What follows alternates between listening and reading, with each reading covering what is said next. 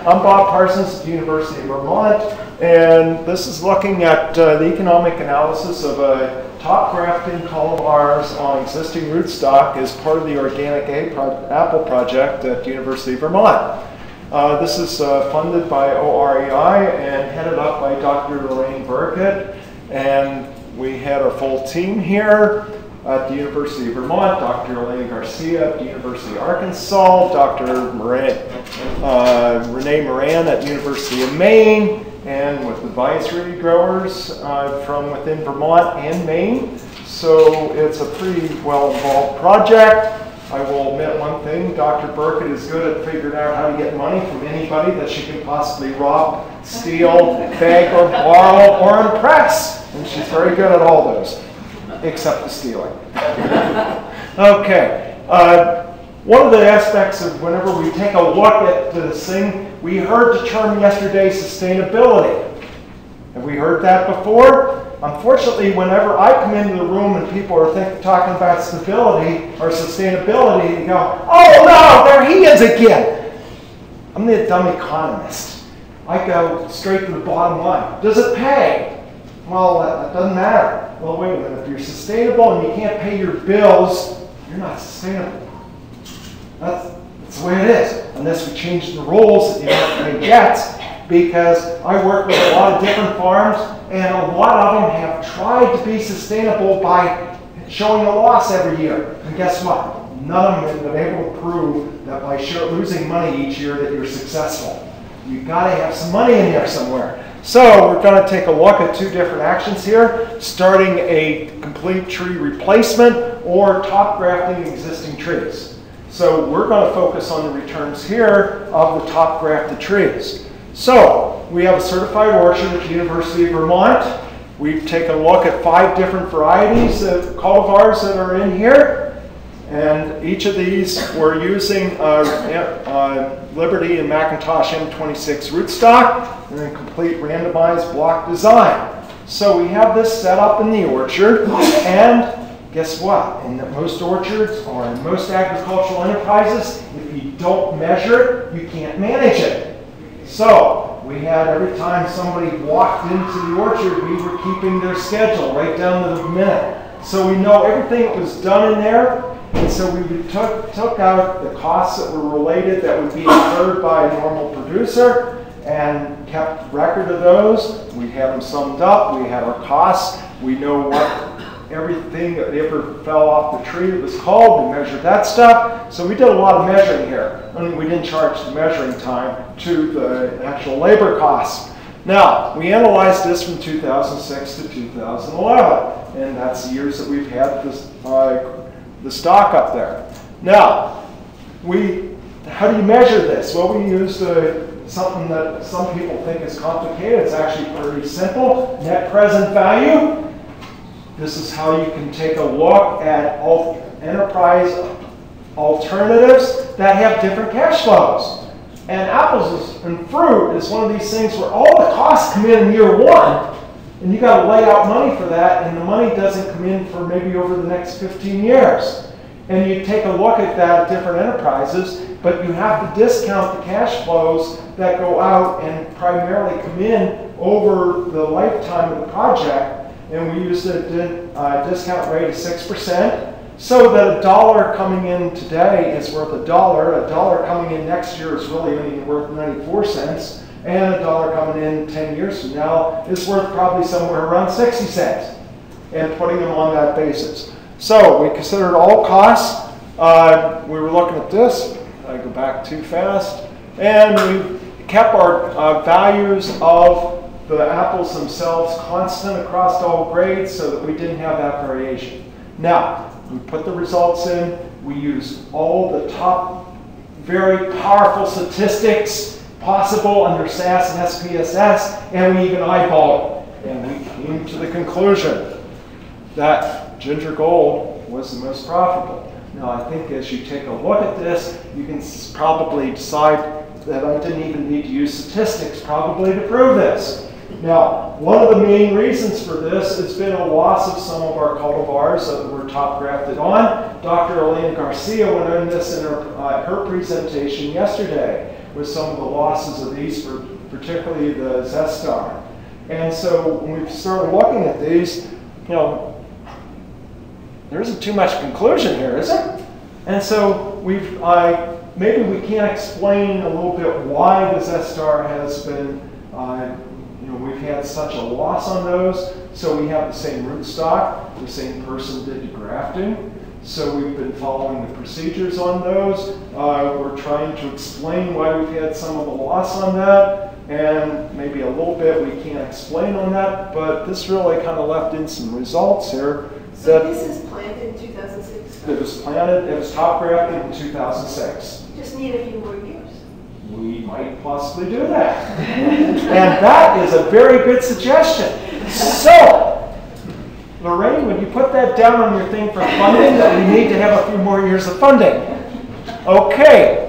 We already, in this 5 years that we've been looking at it, we've had frost, hail, and some drought. And, you know, the ginger gold is statistically greater survival, and the ginger gold has statistically had a higher yield. So this is what's been going on. Macallan is statistically lower yield from all the other cultivars.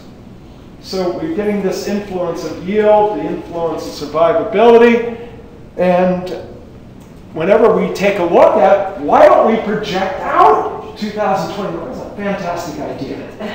And since 2011, we took a look at that. We didn't feel that we were impacted by either drought or frost or hail that year. And actually we had fairly reasonable yields for 2011 from older cultivars. We go, okay, let's take a look at 2011 and project that out for the next 10 years. What do we end up with? Well, of course, our ginger gold is still doing very well. Our Honeycrisp is starting to approach maybe a break-even point here.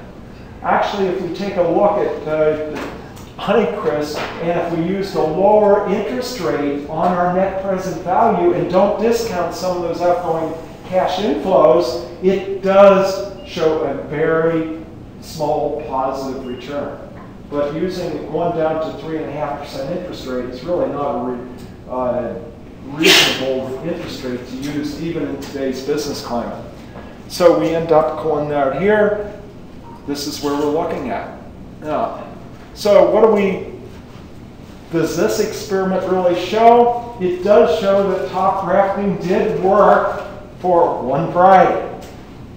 There are various reasons why the other varieties didn't work, but we do have a real challenge on this, that whenever only one variety is coming in. Honeycrisp is starting to show. If we could bump up that yield a little bit over the next 10 years, more than expected, it would probably start turning into a positive cash flow.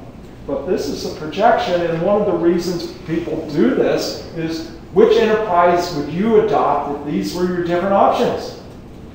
Unless you go back and change the circumstances, or to look ahead to see what can be changed. We want to take a look at these. We're still going to be continuing the research for another year and a half, and hopefully we get another OREI grant. We're also we've also set up another orchard, which is on trellises, to see if that makes any difference. And so what we're taking a look here then is, we can maybe look at price risk also and at some of the other different inputs, but whenever we have this conclusions in here, it really doesn't provide too much change in what those results are going to be, unless we can go back and change that survivability that we got from our initial results. So sometimes we get some things that we don't expect. This definitely wasn't expected whenever we started out the project 5 years ago, but this is something we found out, and it might be the conditions that are prevalent in the Northeast. We've got almost laughing when you come around here and someone says we're going to have 10% humidity, and that people don't sweat, they just kind of wither up like a raisin and die. You know, we have the humidity in the Northeast where somebody comes in from the West and they, in August, and they try to go outside and then they rush and they're able to push through the humidity to get outside. It is different than what it is here.